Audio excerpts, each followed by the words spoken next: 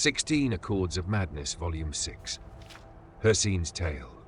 Ever proud and boastful, Oblivion's mad prince stood 1/5 day of midyear among the frigid peaks of Skyrim, and beckoned forth Hircine for parley. The huntsman god materialized, for this was his day, and the boldness of Sheogorath intrigued him.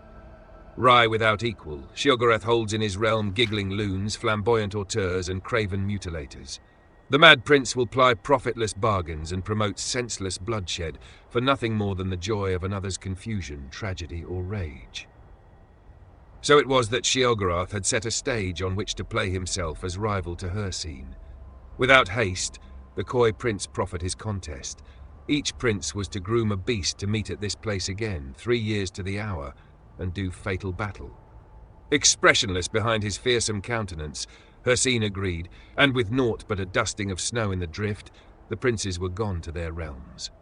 Confident, but knowing Sheogorath for a trickster, Hircine secretly bred an abomination in his hidden realm. An ancient Daedroth he summoned, and imbued it with the foul curse of lycanthropy. Of pitch heart and jagged fang, the unspeakable horror had no peer, even among the great hunters of Hircine's sphere.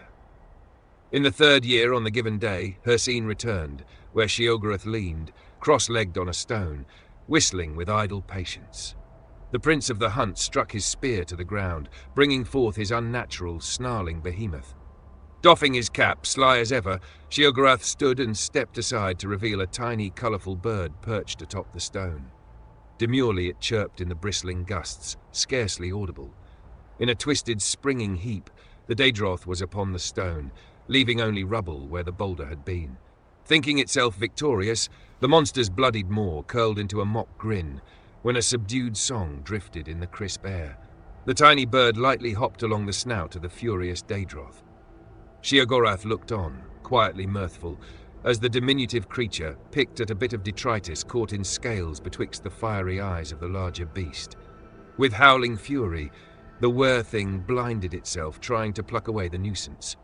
And so it continued for hours, Hircine looking on in shame while his finest beast gradually destroyed itself in pursuit of the seemingly oblivious bird, all the while chirping a mournful tune to the lonesome range.